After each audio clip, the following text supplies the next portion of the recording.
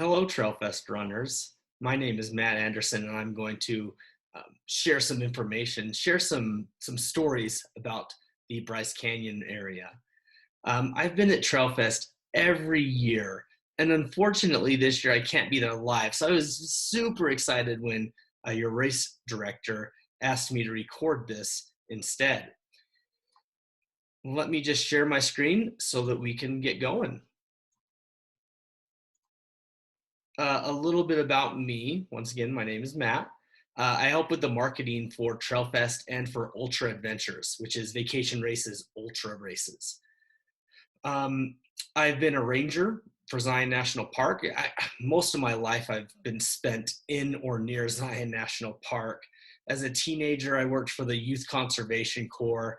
We built trails, we camped, we played in the river.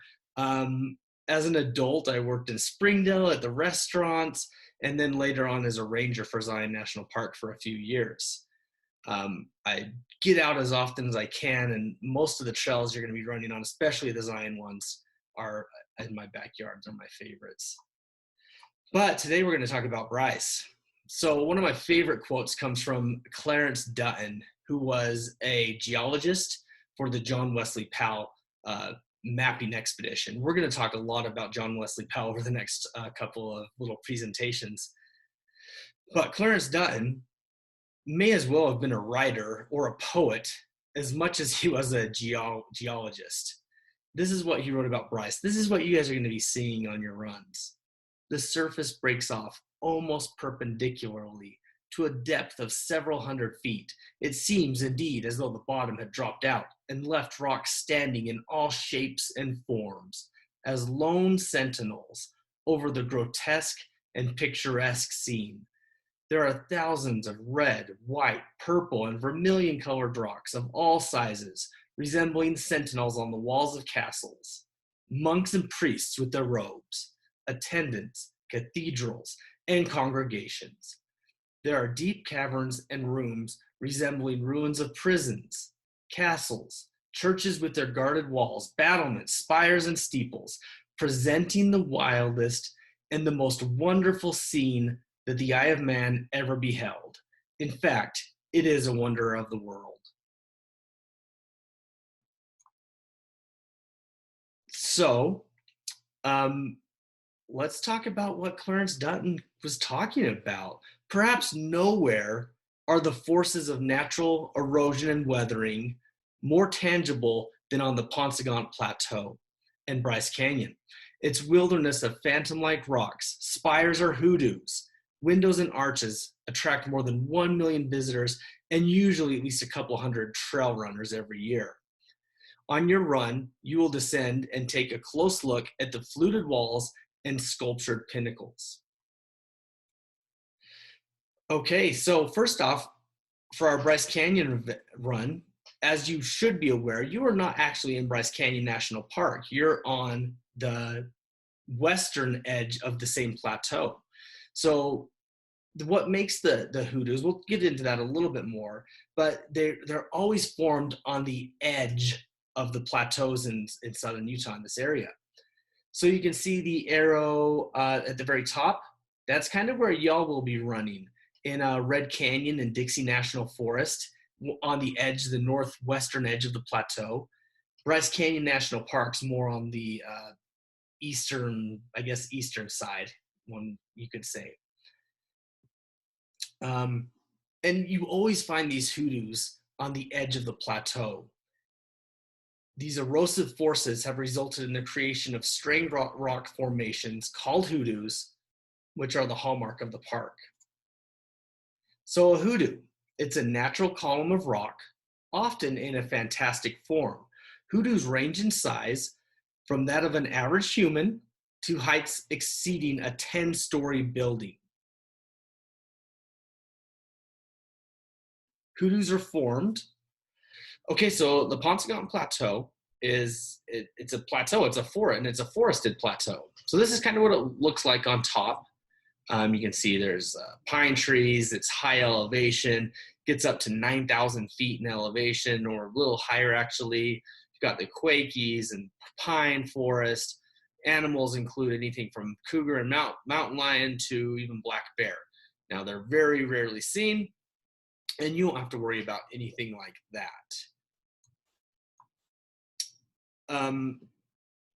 Earlier, I shared the scientific explanation for what made hoodoos.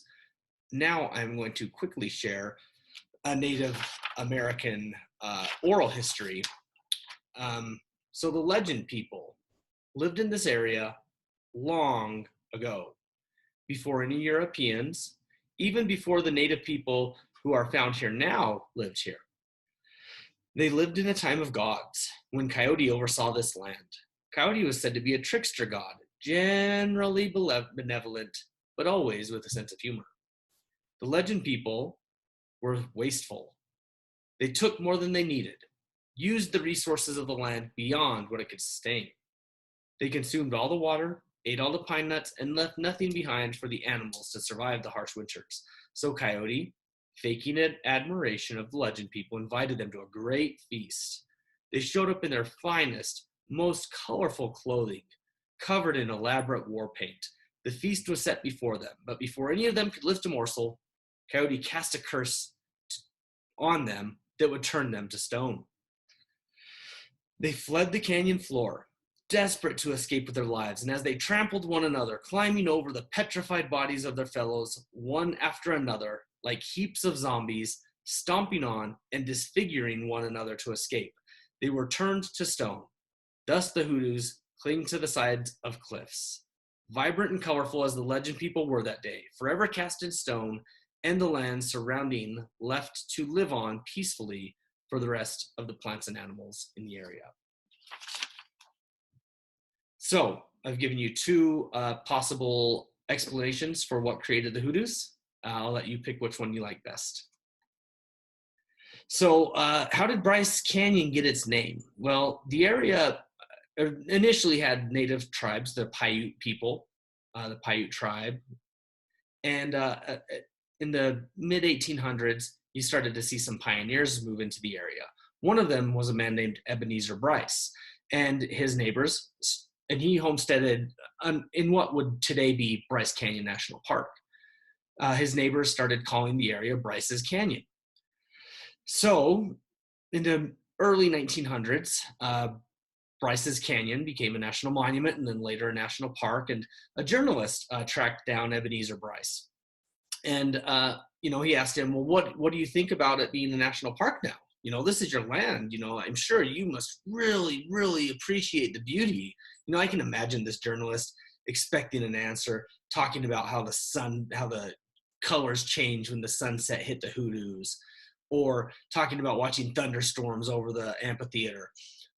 Ebenezer Bryce, it was reported to have said, well, it's a hell of a place to lose a cow. I've always liked that story.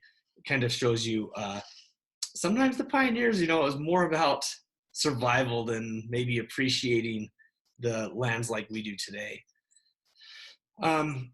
Initially, the Utah State Legislature proposed the name Temple of the Gods rather than Bryce's Canyon. But today, as we know, it's Bryce Canyon, named after Ebenezer Bryce and Bryce's Canyon. A couple quick fun facts. Paunsaugunt, the plateau that you'll be right on the edge of and that Bryce Canyon National Park is part of, is Paiute for home of many beaver. It's part of the Grand Staircase. The Grand Staircase is a region mostly in Utah as well as northern Arizona. And because of these uplift events, we're going to talk more about those when we talk about Zion. And plate tectonics forced the crust into the atmosphere, into the air. And uniquely in this area, in this region, it created almost like this grand staircase where we have some of the highest plateau is the Aquarius Plateau, and it's at 11,000 feet. Then right below that, you have the Paunsaugunt Plateau, which is 9,000 feet. And then you move a little bit east, and you have, and south, and you have the cliffs above Zion. And then you have the White Cliffs, the Vermilion Cliffs, which you're looking at in Kanab, actually. You're seeing the Vermilion Cliffs all around Kanab. And it just starts from the highest elevation and drops down all the way to the Grand Canyon like a grand staircase. Okay, these rocks In the Grand Staircase, the newest you will be looking at are found at Bryce Canyon, and the oldest, Grand Canyon, at over 2 billion years old. First, Bryce Canyon is not a canyon, right? It's a series of amphitheaters. Okay, the night skies of Bryce Canyon are world famous. On a clear day, you can see 100 to 200 miles away. Most rural parts of the United States, including Kanab, one might be able to see 2,500, 3,000 stars. In the suburbs, maybe 200 to 300. In a major city, you might see fewer than 20 stars. That's crazy. That really surprises me. But on the Paunsaugunt Plateau, because of the visibility, the clean air, you can see up to 7,500 stars on any given night. The Paunsaugunt Plateau has the world's largest collection of hoodoos. And in 1923, it was designated a national monument. And later in 1928, a national park by Herbert Hoover. And that is my presentation. I am so excited for you guys to see Bryce Canyon, to see the hoodoos of the Paunsaugunt Plateau.